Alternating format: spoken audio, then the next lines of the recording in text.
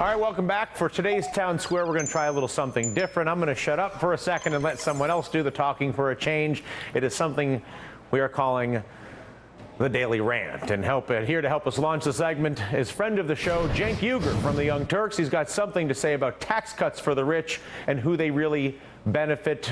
My Turkish friend, the floor is yours.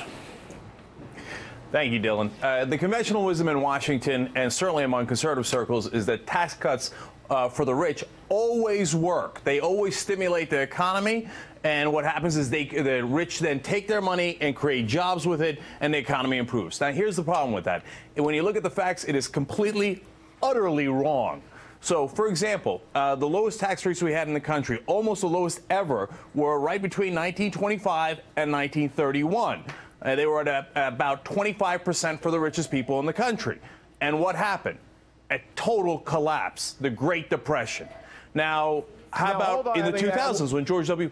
Now, are you sure that Yes. was the tax codes that caused the stock market collapse? Now, Dylan, here's the thing. That's an excellent point. Of course, there's a number of factors involved in any crash and in any economic boom, right? But let's look at all the numbers first and see if you can see a trend. If you just looked at the 1925 to 1931 numbers, you might say, hey, well, you know what? Maybe something else caused the Great Depression. Sure. Carry on.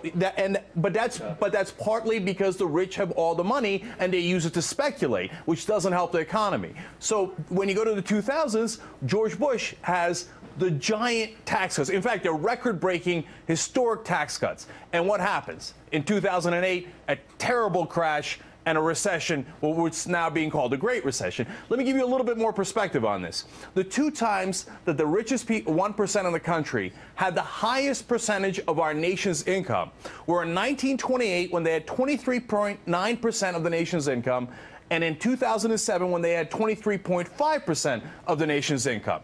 So they have a giant percentage of the nation's income. What happens the very next year? 1929, crash, depression. 2008, crash, recession.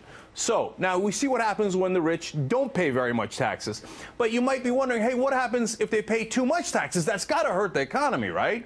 So let's go to the golden years of America, 1945 to 1970. This is the years that the conservatives love, and they talk about, oh my God, the golden years of the 50s and 60s. If we could just go back to that. Well, it turns out you go back to a tax rate between 71% and 94%, consistently at 91% for the highest marginal bracket.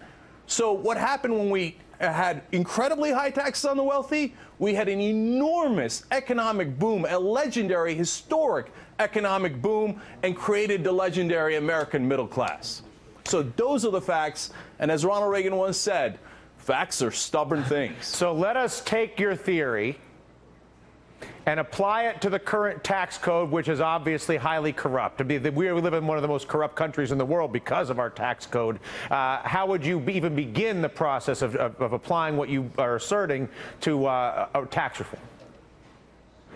First of all, right now, some of your gains in the stock market are taxed at 15%. That is comical. That is absurd. It encourages speculation. It encourages you to take your money out and try riskier bets, which leads to bubbles, which leads to crashes. So would I raise that 15%? Hell yes, I would raise that 15%. All of us, all the people watching don't pay anywhere near 15%. We pay much higher. So why are the richest people in the country paying the lowest rate? That doesn't make any sense, let alone the income tax for the highest brackets. Would I increase that? When Clinton increased it, another economic boom. When are we going to learn from history? How do you, what connection, walk me through, because I'm a little confused how raising taxes in your context ties to an economic boom, other than the fact that it may have happened at they may have been the same period of time, but how do you connect the dots? All right, now, there's good theories on that. First of all, I know for America it seems like, no, cutting tax is always the right answer. It's such ingrained conventional wisdom that we're blind to the facts. So facts matter, numbers matter, it happened. Now, as to why it might have happened, look, one of the theories that economists have is that people, if they are taxed at a high percentage, have an incentive to keep their money in their businesses instead of taking it out for personal consumption or taking it out for speculative trading. Say they pour it back into their business, hire more people, grow their businesses, and that's part of the reason we have the economic boom.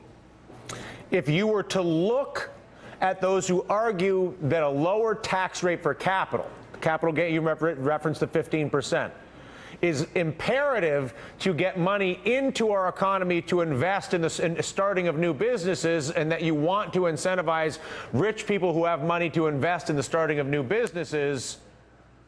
How do you respond to that? Quickly. They're just not, first of all, they're just not borne out by the numbers. And second of all, we tried it that way. We lowered the rates, we lowered it, and what happened? Crash, crash, crash. So can we try something that actually worked?